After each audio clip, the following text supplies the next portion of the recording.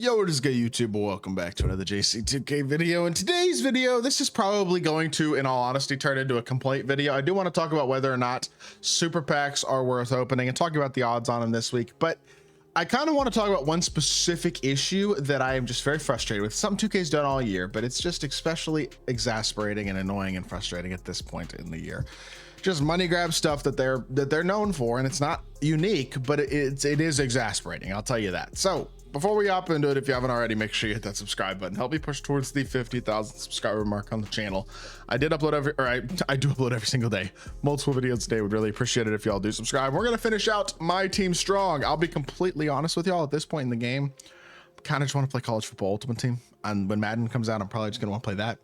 I'm not really playing my team anymore to finish out the year, to be totally honest. So take that for what you will. I'm sure there are people who are like, he's only level 1. Well, yeah, I'm not playing the game, to be totally honest. I'm playing a little more on my other account, but not really. So that being said, they dropped these super packs again. It's the same stuff. Super pack bundle, super packs. You got your $10, your $20, your $51 with an equal chance topper of the 4 cards who came out today, who are Goat Bird, Invincible Dwight, 100 overall Allen Houston, and 100 overall Isaiah Thomas. And then you have your $50 with an equal chance 100 overall or Invincible plus topper. So that being said, would I open packs at this point in the year? Short answer, no. I don't think it's worth it. Now, that being said, the pack odds themselves, I mean, your super bundle is, what are the odds looking like on this bundle? 20% odds, I would say, for 100 overall is not horrible. No, it's pretty bad. $20, not getting a guaranteed 100 overall at this point in the year is kind of bad. I'm gonna be totally honest. I don't think that's good. The super packs themselves, only a 3.1% chance at a 100 plus player, which obviously is a lot higher than what it was up until the last couple weeks, but it's still not, in my opinion, at this point in the year when you have Invincibles and GOAT cards and so many of them as well in these packs, having a 3.1% chance to get the third highest tier of card is terrible. Plain and simple, it is. Now, that's the basics. I think we can all kind of agree on that. The thing that really frustrates me more than anything else is what you see down here in the description, where it says contains 1 guaranteed 97 overall or higher player card from the best of MyTeam release or previous releases, 2 GOAT Festival week 1 and week 2 event cards, and 2 random items. So you can't grind for week 1 festival event cards anymore. You can't exchange your week 2 festival event cards into week 1 festival event cards. But of course you can buy week 1 festival event cards still. This frustrates me to no end. These players are now not attainable at all in any way whatsoever, except for the rest of the season. They're still gonna be trying to get you to spend money to get them. I don't know.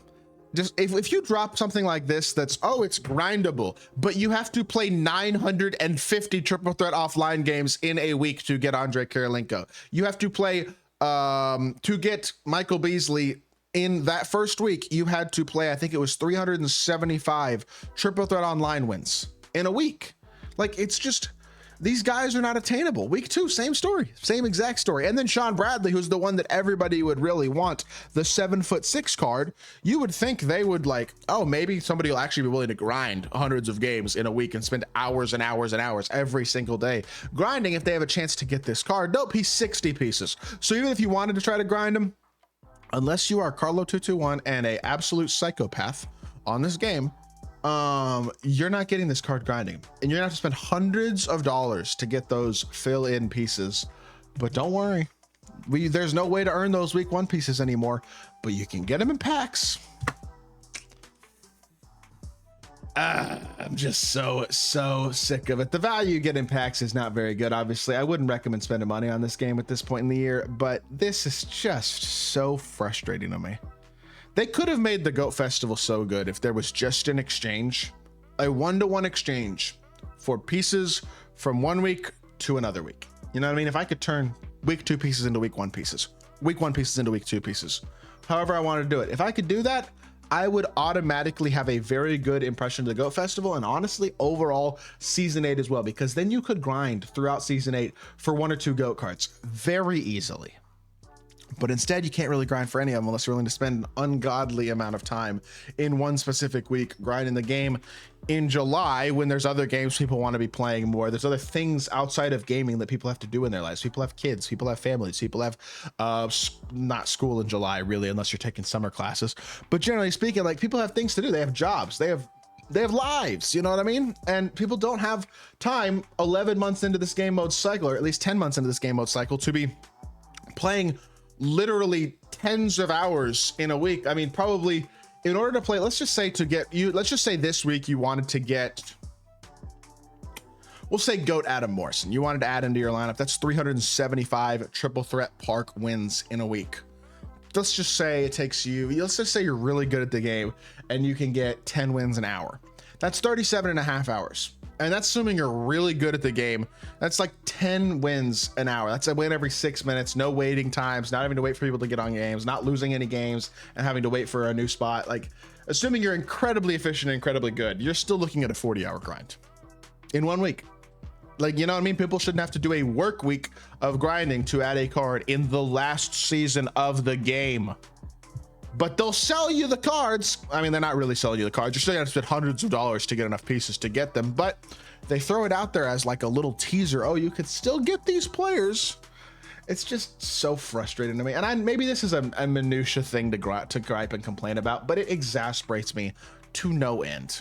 And I don't know. I just look at this game mode compared to the rest of these game modes. These Ultimate Team game modes where MLB The Show is literally giving people the ability. If you grind MLB The Show and you are smart with your stubs and you invest and you play the game the right way, you can have the best team in the game without spending money. Literally. NCAA, I'm not saying it's perfect, but first day on NCAA, I pull the best running back arguably in the game, B&D. Yes, he's unsellable, but I pull him first day of the game for free out of a pack that you can earn. I earn, I get an 85, the best cornerback in the game. I can grind for free first day, and I did. And so one day into that game without spending any money at all, I have a very solid team that I can go online and compete with and have some of the best cards in the game. And I know I can save my coins on those games and invest and be smart and get the best cards in the game. I may not get all of them. I may not have the best team in the game, but at least on those games, I can get the best cards in the game. In this game, the best cards in the game, you can't get unless you are willing to spend money. It is I think I could sit here and complain about different things in MyTeam for hours. And it's why 2K will never sponsor me. It's why I will never be affiliated with MyTeam. It's why none of that stuff's ever going to happen. Y'all never see me at community day. I'm never going to get early access to the game, early footage, anything like that. It's just not going to happen because I'm just too critical of this game mode, but it's not going to change. I'm not going anywhere. You know what I mean? I think y'all are stuck with me when it comes to MyTeam content for a while longer, at least. And unfortunately, if the game doesn't get better next year, it's going to be more of the same. Y'all are going to have me complaining at times. I'm going to try my best to make the best of it, try to enjoy the game when I can, but there is a lot to complain about, and I'm not going to stop complaining about it just because I don't think it's going to change. You know what I mean? I don't know. That's my thought. I'm very exasperated about this today, though, that they threw these pieces in there and they were like, ha, screw y'all. That's kind of what it feels like. It's like a double middle finger from 2K to their community. Season 8, by the way, we are in July. The game resets in a month, and they still won't let you reasonably get the best cards in the game. I don't know. I hope y'all did enjoy the video. If you did, make sure you hit that like button, leave a comment, and subscribe. I'll be back with more 2K content very, very soon, and I appreciate y'all. Peace.